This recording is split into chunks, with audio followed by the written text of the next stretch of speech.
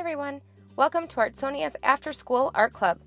Today we have a fun art project from Carla Ganim, an art teacher from Ohio. Hope you enjoy the video and don't forget to have your artwork uploaded to your Artsonia gallery. Hi guys, welcome to Painting with Carla. Today I'm going to teach you how to make a beautiful painting of a sunset, and then we will do an image of a silhouette, which is just a black object on top of that. So what I'm going to be doing today is going to look a little bit like this. So you see the beautiful colors blended in the background to make the sunset, and then you see the palm tree in the foreground, which is the silhouette. So the contrast of that deep black against that bright sunset is what really makes this pop.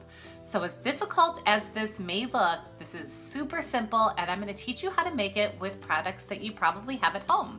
So since I'm at home, I'm going to show you all of the materials that I'm using to create this today. So we're going to start with a piece of paper. I'm going to do about a 12 by 18 piece of paper. If you have watercolor paper, that would be great. This is just plain old white paper though. I have a piece of cardboard. This is just the background, kind of like a messy manila, because I'm not at school. I don't have my normal supplies. So hopefully you have something at home. You can cut open an Amazon box or something that you have laying around the house. Even an old bag, like a brown paper shopping bag, works fine too.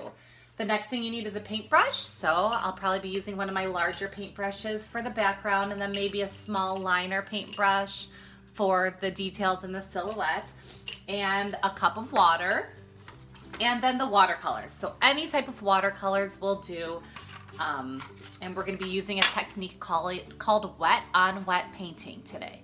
So let's get set up. I'm going to get you started. You'll also need a pencil to draw your design once you have it.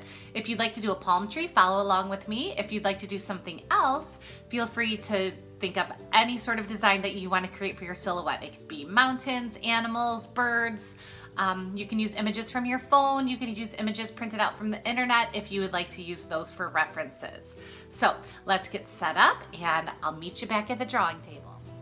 So we are going to use a technique called wet on wet, which means we are going to wet the paper first with the paintbrush, and then we are going to add wet paint onto it. So because this technique involves a lot of water, I'm going to start by using a little bit of masking tape to just tape each corner down to my cardboard.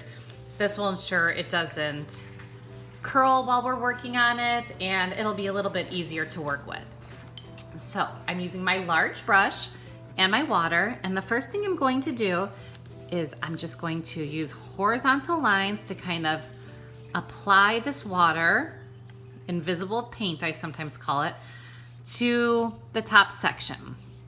Now I think I'm going to have my sunset start with a deep red. So I'm going to go ahead and add some water to my red paint, activate those watercolors, and add this to the water. The wet on wet technique is really good for when you're trying to blend colors naturally. It creates designs in them that you probably couldn't have created if you wanted to. So it adds a lot of interest, I think, to the artwork. So you can see how I'm going on to the red orange. My watercolors are pretty used up. I have two little boys that like to paint with them in my house. So I'm going to add a little bit more water to this next section where maybe I'll get a brighter orange. So went from a red to a red orange. And here's the water. And we're gonna go on to this bright orange.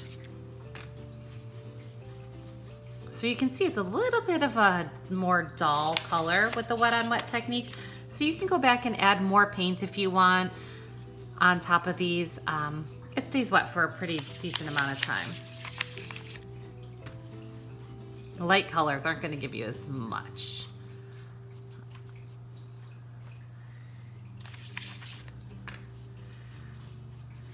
There we go. I'm going to continue adding water towards the bottom. Wash my brush out just a little bit more. This is going to be mostly yellow. I'm going to go from the yellow orange to the yellow. And the more that you use these watercolor paints, you know, the less you're gonna have to wet them. So you're not gonna spend as much time as I am getting them ready to go. So that yellow's looking really nice. I'm really happy with that. And that's actually the yellow orange in this Crayola palette. This palette has 16 colors in it, so there's a little bit more variety. And I'm gonna actually continue with this. I think this is the brightest yellow I have right now, all the way to the bottom. So you can see at the very bottom where I didn't actually do the water yet, that is a little bit brighter because we didn't dilute the paint. So if you're interested in making it look a little bit brighter, you can do two things. You can get some watercolors that are a little bit more expensive. Crayola's worked fine for most projects, but they're not the boldest colors. Or you can do the technique where you're just painting on the dry paper as opposed to the wet on wet technique that I'm showing you here. So both will work, both will have beautiful results. All right, so that is the background portion. We're gonna let that dry. And while we're letting it dry, I'm gonna go ahead and find my image. So I just Googled palm tree silhouette and I found a ton of different images. So depending on your ability level, your age, how detailed you wanna get, go ahead and choose one of these. I like this one because there's a little bit of detail on the edges, but it's also a little bit simple. So I think I'm gonna do the little piece of land, a small tree, and a large tree. I'm gonna eliminate the moon from mine just so I can have a little bit of negative space, but this is what I'm going to go off of. So for the paint, you can do two things. If you have black acrylic paint, that would give a great bold contrast.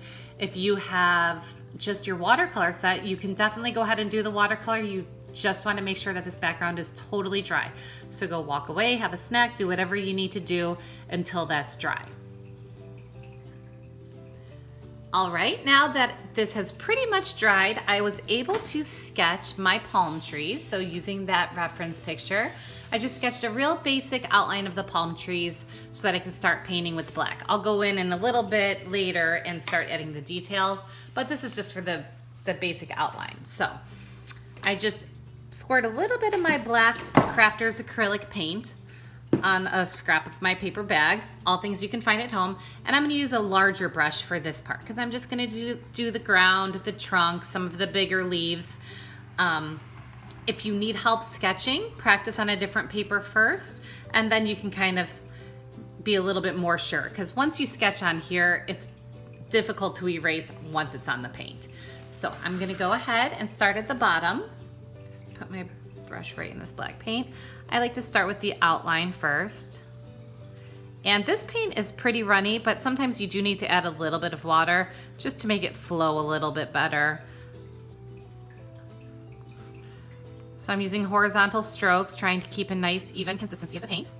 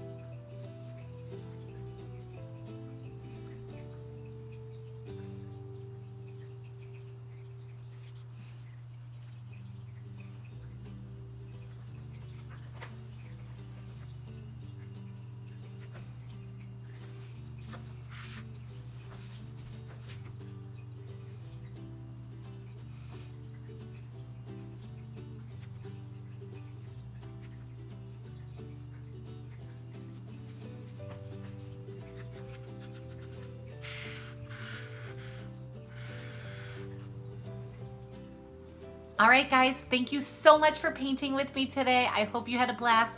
I hope your artwork is frameable and you stick that on the refrigerator, or better yet, go out to this craft store and buy yourself a frame for that. I'm sure it's beautiful. Enjoy, and I'll see you back next week.